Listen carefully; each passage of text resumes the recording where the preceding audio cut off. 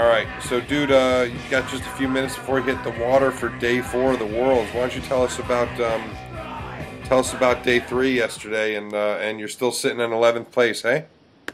Yeah, amazing.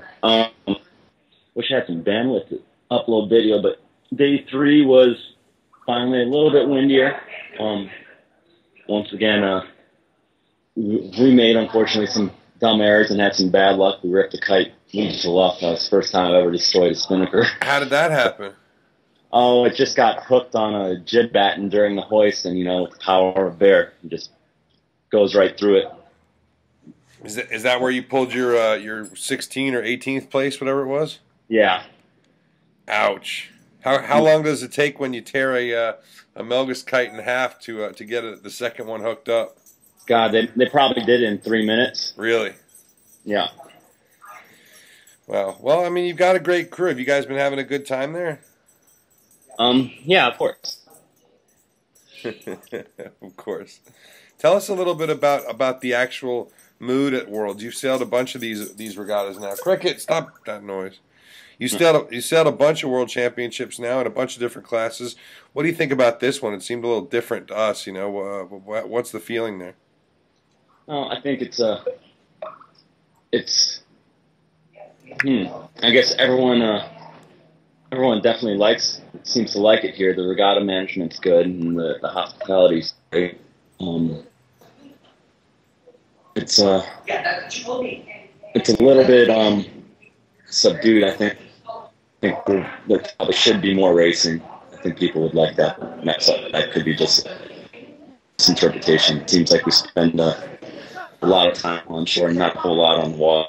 We were out first race at 11, and we were on shore by I think we're pulling into the harbor at 2. So. Well, I mean, the ideal race length for 24s is around an hour. At least that was what Hank always told us. So, realistically, 2 a day means 2.5 hours on the water. That seems a little nuts, in this day and age to have just that short time on the water. Yeah, it does seem a little odd, but it is what it is. Today, I think everyone's pretty excited about the Velocitech Speed Challenge. Alex Stewart rocked up, and get to see how fast Melges can go in some breeze. So what is this like? They've done in other ones where you guys just go racing normally, but whoever's got the highest speed on the day gets $1,000 or whatever. I think it's basically an 8-hour window. Doesn't have to be during racing or whatever, but that's what top speed at the end of the day should win. So are you going to hold back a little bit of battery and a little bit of SD card for after racing when you and a few other guys go out there and just send it? Oh, hopefully. I gotta get Ivy to let me use his hard drive. I'm severely limited. 32 gig cards and high definition movies seem to fill up the hard disk pretty quick. It doesn't take long. You could have a brand new 250 gig, and they just tear them through like chopped meat. Yeah. So is that the plan though? As long as everyone's is still in one piece after racing, you're gonna go out and cane it. Hopefully, we'll see how we survive. But I think the wind's supposed to pick up as the day goes on, and have a couple ideas on where to try to get the top speed here. So, is it an instant top speed they use, or a 3-second, or what? I'm pretty sure it's an instantaneous. So you need to go find the biggest waves, hey? I think it's actually built in the flat water. Really? Go down by the bridge there? Yeah, maybe. Or inside the breakwater. That'd be pretty fun to watch a bunch of Melges 24s hauling, doing 20 knots inside the breakwater. Yeah, I guess they've had an actual 14 regatta inside the breakwater before. Really? And I haven't got the full story, but it sounds like the brothers McKees blew up on the rocks at one point. So. Hey, hopefully that doesn't happen in the Melges. Hey, listen, you and I obviously spent a lot of time talking before this event about the Italians, and I've spent a lot of time watching Uka Uka, especially. They're good friends of ours. But are you surprised to see them just walking away from this thing with bullet and bullet and bullet, and a 6 as a dropout after 6 races? I guess no and yes. No, I'm not surprised because obviously those guys are proven to be the best. But it's been a while since I have to witness them in kind of this type of venue. And wow, they are quick. You always just seem to be able to go wherever they want.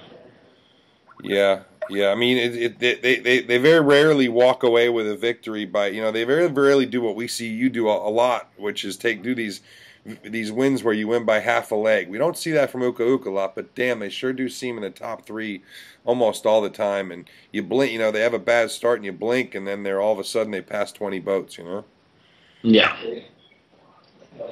Exactly. It's just impressive to see.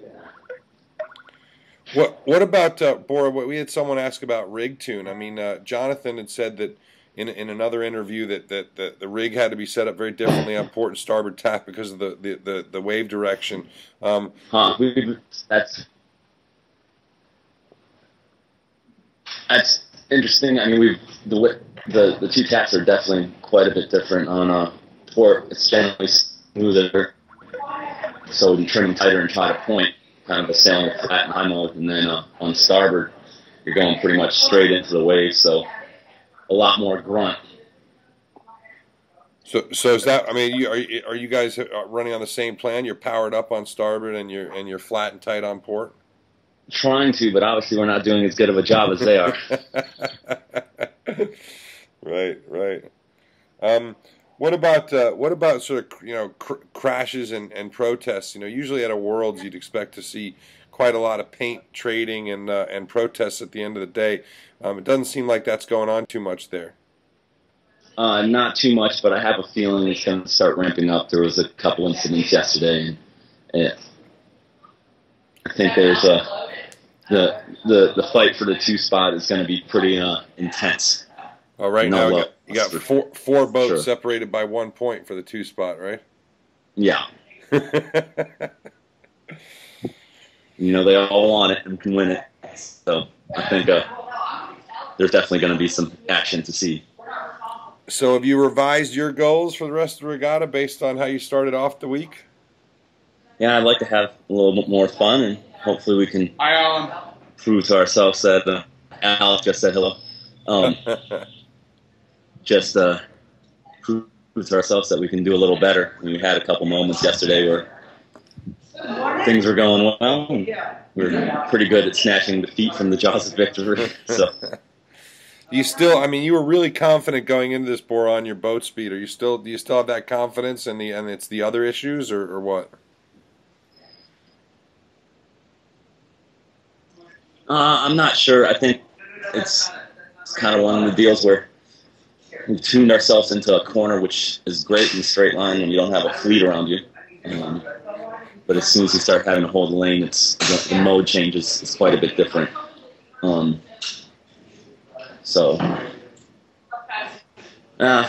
going well. I definitely still feel like we're lightning fast downwind, but haven't been able to really get in position to use it a whole lot. Right. All right. Lessons learned, right? Yes, sir. All right, dude. Well, have a fun day out there. Don't hurt yourself too bad, and we'll talk to you tomorrow morning. All right, brother?